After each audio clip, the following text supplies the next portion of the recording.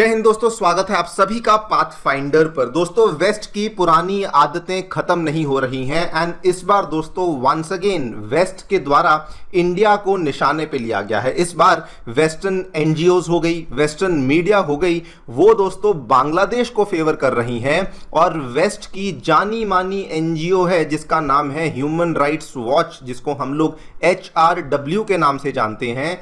उसने दोस्तों एक नई रिपोर्ट को पब्लिश किया है जो कि आप यहां पे देख सकते हैं। 2 दिन पहले रिपोर्ट सामने आई है। यह रिपोर्ट ये कहती है कि इंडिया वाले जानबूझ के कुछ इंडियंस को ही बांग्लादेश में धकेल रहे हैं। इस रिपोर्ट में यह भी कहा गया है कि बहुत सारे इंडियन नेशनल्स को बिना ड्यू प्रोसेस को फॉलो किए बांग्लादेश में धकेला गया है। उसके बाद यह भी कहा गया कि इंडिया का जो NRC का कानून है वो इलीगल है। यहां तक कि इस रिपोर्ट ने यह भी कह दिया कि इंडिया की जो कोर्ट्स हैं और इंडिया के जो ट्राइब्यूनल्स हैं वो भी यहां पर फेयर तरीके से काम नहीं कर रहे, इम्पार्शियल तरीके से काम नहीं कर रहे, बल्कि वो कुछ पर्टिकुलर सेक्शंस को फेवर कर रहे हैं। ये वाली जो रिपोर्ट है दोस्तों सबसे पहले यहां पर देखने को मिली। इस तरह की रिपोर्ट हमें पहले भी देखने को मिली थी जो कि यूके के जाने माने अखबार द गार्डियन ने कवर करी थी। लेकिन इस बार जो ये HRW ने रिपोर्ट को पेश किया है ये दोस्तों पूरी दुनिया भर में सर्कुलेट हो रही है। और जो लोग HRW के बारे में नहीं जानते, आपको बता दूं, ये दोस्तों इसका मुख्यालय हमें न्यूयॉर्क के शहर में देखने को मिलता है। ये कंप्लीटली वेस्टर्न एनजीओ है और कहने के लिए ये अपने आप को इंटरनेशनल एनजीओ बोलते हैं कि हम लोग मानवाधिकारों को लिए खड़े होते हैं वगैरह वगैरह। लेकिन ये बिल्कुल क्लियर कट है कि ये वाली जो एनजीओ है ये कंप्लीटली वेस्ट के द्वारा ही स्पॉन्सर्ड है, कंप्लीटली इसको वेस्ट के द्वारा ही यहाँ पर फंडिंग मिलती है। और आज ये वाली इस रिपोर्ट को पब्लिश कर रहे हैं सो दैट ये इंडिया को डिफेम कर सकें और सो दैट ये इंडिया के कानूनों को टारगेट कर सकें। वैसे आपको बता दूं, this is basically a reaction जो इंडिया ने दोस्तों शुरू किया था ऑपरेशन सिंदूर के बाद। आपको याद होगा इंडियन गवर्नमेंट जो है वो बहुत ही अग्रेसिवली एक तरीके से बांग्लादेशी इलीगल इमिग्रेंट्स को वापस बांग्लादेश भेजने के लिए हमने एक सफाई अभियान को शुरू किया था। और ये वाला जो अभियान था ये हमने जगह जगह पे शुरू किया था, फिर भले वो हमारी राजधानी नई दिल्ली हो, फिर भले वो वेस्ट बंगाल हो, असम हो, त्रिपुरा हो, इवन यहां तक कि राजस्थान और गुजरात जैसे प्रदेशों में से भी हमने बहुत सारे लोगों को डिपोर्ट करना शुरू किया था। और ये तब की ही कार्रवाई है जो कि आप यहां पे जगह जगह पे देख सकते हैं। 21 मई की खबर, several states begin crackdown on illegal Bangladeshi immigrants. Even यहां पर गुवाहाटी हाईकोर्ट की भी रूलिंग थी जिसमें बताया गया था कि असम में कम से कम 25,000 से भी ज्यादा फॉरेनर्स हैं जो कि यहां पर जिनको की डिपोर्ट किया जाएगा।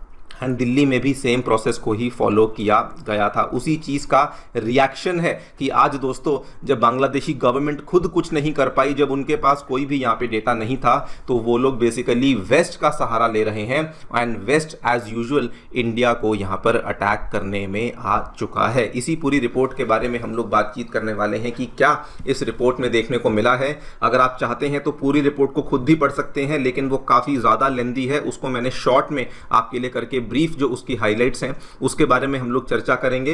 एंड ऑल्सो क्यों ये रिपोर्ट कंप्लीटली गलत है, जो रियल फैक्ट्स हैं वो क्या है, वो भी मैं आपके सामने पेश करूंगा। आइए शुरू करते हैं मेरे साथ। मेरा नाम है अनिरुद्ध। यदि आप लोग हमें फॉलो करना चाहते हैं, हमारे लेक्चर्स के अपडेट्स को प्राप्त करना चाहते हैं, तो यहां पर दिए गए टेलीग्राम चैनल्स के माध्यम से ऐसा कर सकते हैं। दोस्तों, आगे बढ़ने से पहले आप सभी को बताना चाहूंगा कि आपकी यूपीएससी परीक्षा की तैयारी को आसान एंड अफोर्डेबल बनाने के लिए अनअकैडमी ने सभी यूपीएससी से संबंधित रिसोर्सेज को निःशुल्क अवेलेबल करवा दिया है। फिर भले वो मंथली करंट अफेयर्स की मैगजीन्स हों, या फिर प्रीवियस ईयर के क्वेश्चंस हों, या फिर एनसीईआरटी नोट्स की समरीज हों, या फिर प्रीलिम्स के फ्री मॉक टेस्ट हों, इन सभी चीज़ों के जो लिंक्स हैं ये नीचे डिस्क्रिप्शन बॉक्स में दिए गए हैं। फिर भी कोई डाउट है, कोई भी आपको क्वेरी है, तो आप लोग सीधा स्क्रीन पे दिए गए इन फोन नंबर्स पर फोन भी कर सकते हैं। All right, so directly coming to the report दोस्तों, क्या क्या बातें कही गई हैं। सबसे पहले तो ह्यूमन राइट्स वॉच ने अपनी रिपोर्ट में कहा कि मई 2025, याद करिए ये वही वाला महीना है ऑपरेशन सिंदूर वाला, ये कहते हैं कि उस महीने से लेकर अब तक इंडिया की अथॉरिटीज के द्वारा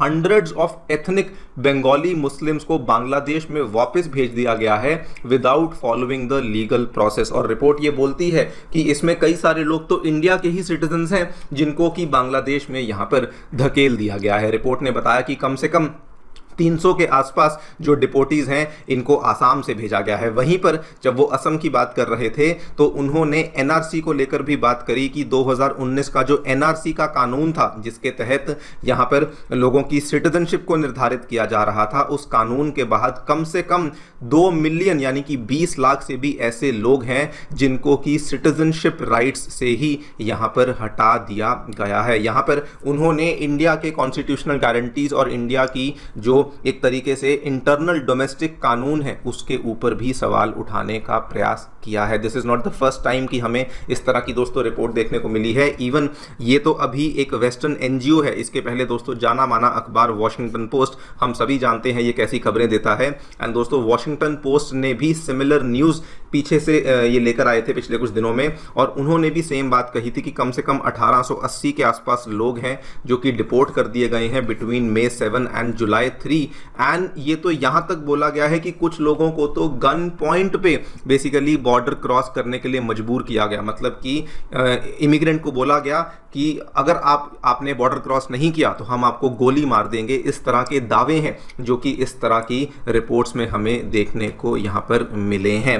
coming back to the HRW report, वो दोस्तों ये तक कहती है कि जो असम में फंक्शन करने वाला ट्राइब्यूनल है, अभी तक तो वो लोग हमारे कानून के पीछे पड़े हुए थे, हमारे प्रोसेस के पीछे पड़े हुए थे, लेकिन उन्होंने कहा कि असम में काम करने वाली जो जुडिशरी, जो क्वासी जुडिशियल जो ट्राइब्यूनल्स होते हैं, उन्होंने कहा कि वो भी यहाँ पे सही तरीके से काम नहीं कर रहे, बिकॉज ट्राइब्यूनल्स में यहाँ पर फेयरनेस नहीं होती, ट्राइब्यूनल्स में इम्पार्शियलिटी नहीं होती और वो किसी बायस तरीके से काम करते हैं। और असम में ट्राइब्यूनल्स ने ही लगभग 1,65,000 लोगों को इर्रेगुलर इमिग्रेंट्स घोषित कर दिया था। इन्होंने बाकी सारी स्टेट्स का ब्यौरा दिया है, वेस्ट बंगाल में क्या हुआ, गुजरात में क्या हुआ, महाराष्ट्र में क्या हुआ, कि वहां पर कैसे जो है वो जानबूझ के इंडियन गवर्नमेंट इन लोगों को यहां पे टारगेट कर रही है। ओवरऑल अगर मैं पूरी रिपोर्ट का सार आपको बताना चाहूं तो बेसिकली रिपोर्ट ये कहती है कि इंडिया ने रिलीजियस और लिंग्विस्टिक बायस यहां पे शोकेस करी है कि इंडिया का एनआरसी जो है वो प्रॉब्लमेटिक है और इंडिया का जो ट्राइब्यूनल प्रोसेस है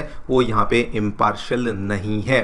ये दोस्तों बातें हैं जो कि इस रिपोर्ट में करी गई हैं। Now let us talk about the facts. क्यों ये रिपोर्ट टोटली गलत है, क्यों ये रिपोर्ट टोटली मिसलीडिंग है, एंड क्यों ये report completely politically motivated report भी हम लोग यहां पे कह सकते हैं, उसके लिए हमें फैक्ट्स को जानना होगा। दोस्तों जिस दिन से बांग्लादेश में मोहम्मद यूनुस की सरकार आई है या फिर कह लीजिए इंटरिम गवर्नमेंट आई है, तब से लेके दोस्तों आज दिन तक इंडिया के लिए जो सिक्योरिटी प्रॉब्लम्स हैं वो केवल बढ़ती ही जा रही हैं। हमने अभी तक बांग्लादेश के साथ ना अभी ऐसा कुछ किया है, बल्कि इंडिया ने हमेशा बांग्लादेश की हेल्प करी है। आप लोग देखते चलिए, पिछली बार दोस्तों ये फैक्ट है कि ये 3 लोगों की यहां पर ये 3 लोग थे जिनको असम से पकड़ा गया था, और ये कुल मिला के 8 लोग थे जो कि एक ग्रुप बनाकर के बांग्लादेश से भारत में घुसपैठ करी थी, जिन्होंने यहां पर दावा किया था कि हम इंडिया के चिकन नेक को डिस्टेबलाइज करना चाहते हैं। थैंकफुली इन लोगों को हमने अरेस्ट कर लिया था, लेकिन ये बांग्लादेश के एक टेरर ग्रुप को बिलोंग करते थे। ये दोस्तों फैक्ट था। इस इंसान को जिस दिन मोहम्मद यूनुस गवर्नमेंट आई, इस इंसान को जेल से बरी किया गया, जो कि